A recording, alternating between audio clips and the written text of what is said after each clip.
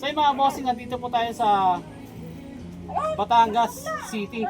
So, ngayon mga bossing, may ayusin tayo na Aerox version 1 dito na keyless. So, ang problema nito mga bossing, dumating tayo, kapag sinususin natin yung knob dito,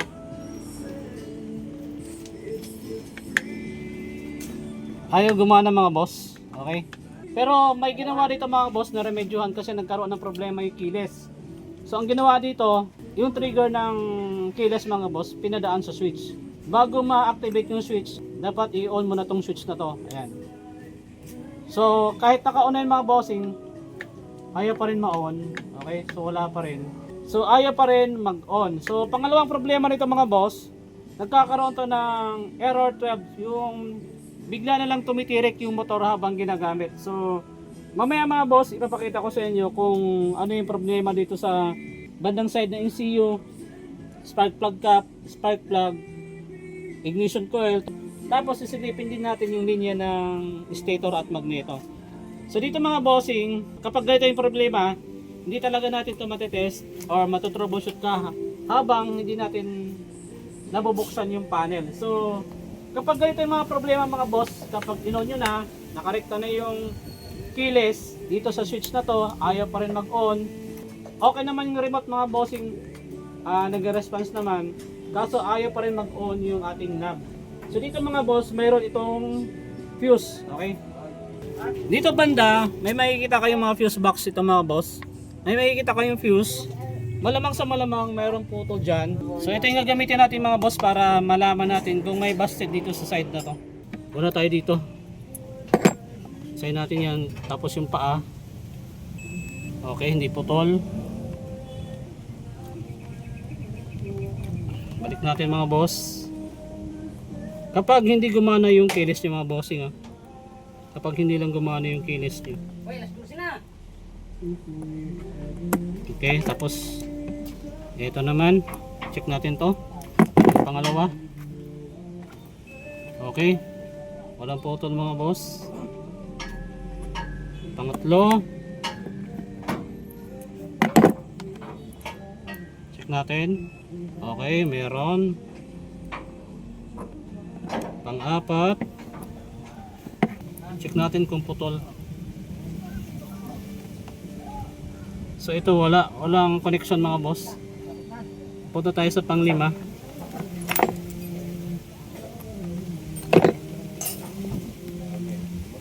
Okay, so yung pang-4 mga bossing yung may problema. Ayan, so palitan natin to. Ito yung busted, okay. So mga bossing huwag kayo magtaas ng amperahe ng mga fuse. Delikado po yun sa motor, pwede masunog yung ECU. So dito na tayo sa dashboard panel mga bossing. Okay. Ito. Nakarekta na tong ignition knob niya mga boss sa switch kasi may nagkaroon to ng problema. Pero mamaya mga boss, titingnan natin yung problema nito. Subukan natin ayusin kung ano yung pwede natin magawa para mabalik sa dati. So i-on natin to mga bossing. Okay. Ayan.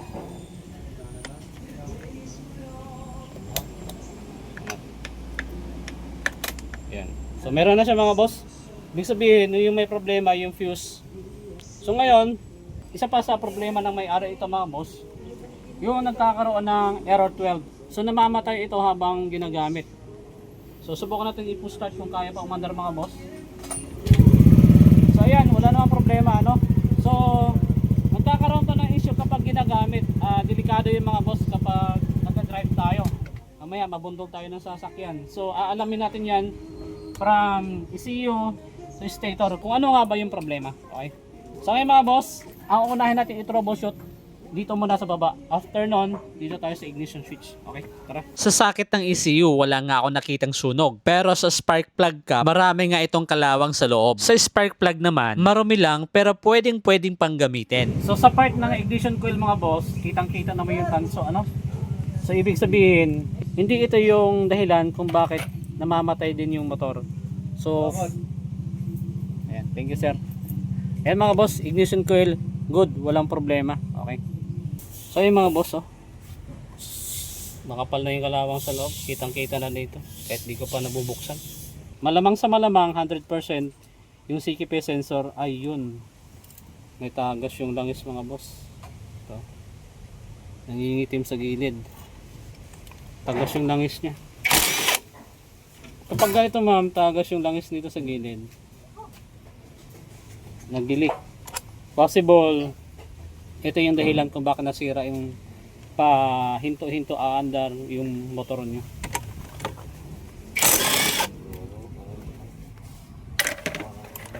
Saan dumadaan yung langis na yun? May oil seal dyan sa gilid sir. Sa makina. Tago sa makina yun. Papalitan lang yung oil seal. Papalitan. Meron ako dyan sir. Ayun. Ay. Malapit na madurog na mo. Malapit na siya madurog. Di ba stator ya? Oo, sir. Ayan. Pag tumagal to, madudurog to siya ma'am. Nagugulat nga kayo na hindi na-under yung motor niyo. Pero ngayon, uma-under, ibig sabihin, working pa siya. Ano dapat yung pabalitan na? Hindi po, linisan lang po natin yun. Pagkalas ko nga ng stator, confirm na babad nga sa langis yung CKP sensor. Dahil dito sobrang dumi. Kaya naman magpapalit tayo ng oil seal, CKP sensor. Siyempre aalisin yung kalawang ng stator at magneto. At pipinturahan ko na rin ito.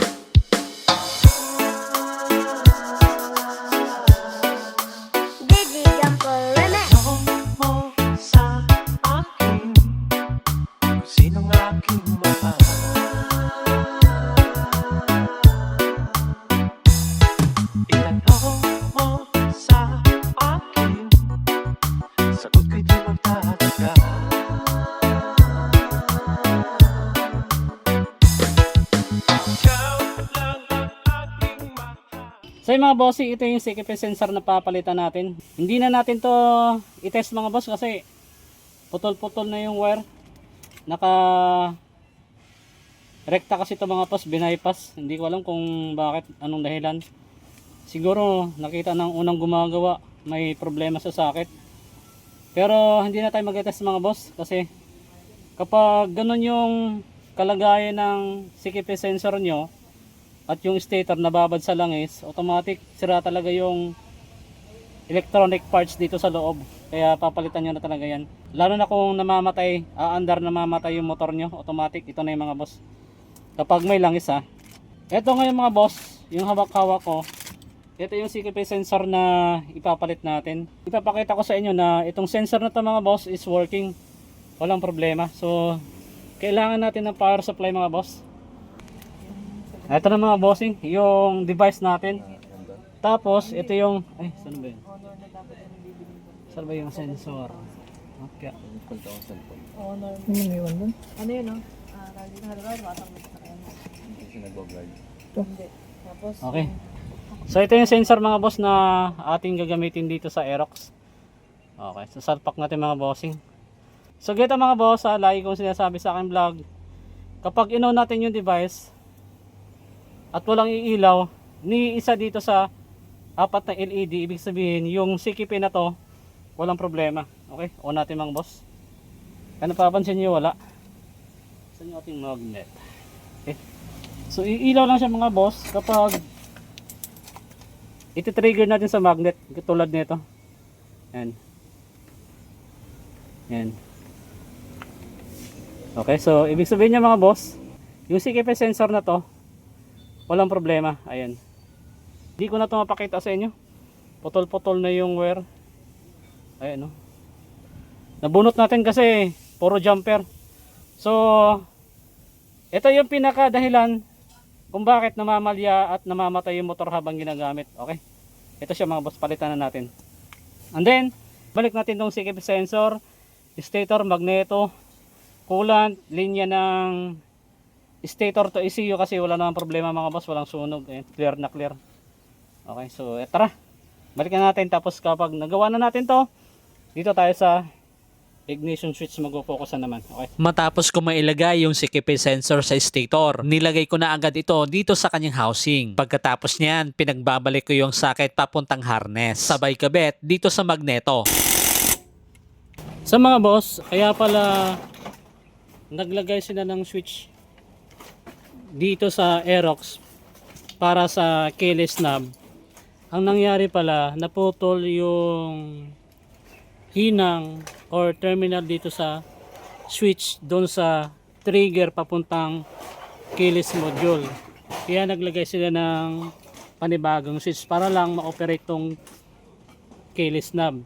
So ngayon, ang gagawin natin dito mga boss, hinangin natin to para magamit ni ma'am yung pinaka standard procedure kung paano mag-operate ng keyless. So kasi bago ma-open yung keyless, kailangan mo na pindutin dito. So ibabalik natin to sa dati mga boss para maging okay naman yung pag-ooperate nitong Aerox para bumalik sa dati. Okay? Natapos na natin ma-troubleshoot itong motor. Okay? So nagpalit tayo ng CKP sensor kasi lumubog sa langis dahil yung oil seal niya may leak na. So yun yung dahilan kung bakit yung motor namamatay habang ginagamit, lalo na kapag malayo yung biyahe tapos uminit yung makina. Yun, doon ang lumalabas yung namamatay at aandar. Wala namang problema sa kanya, ignition coil, linya ng stator to ECU, goods naman, walang sunog. Spark plug, yung kanyang linya ng CKP sensor, goods. Tapos nagpalit tayo ng spark plug cap kasi marami ng kalawang sa loob. And then nagpalit din tayo ng CKP sensor. Okay? So pangalawang problema mga boss, yung kanyang keyless knob. Yung dating ino-operate yung switch na to para mag-open yung keyless knob, ngayon nabalik na natin sa normal. Ito na siya mga bossing. Ayan o.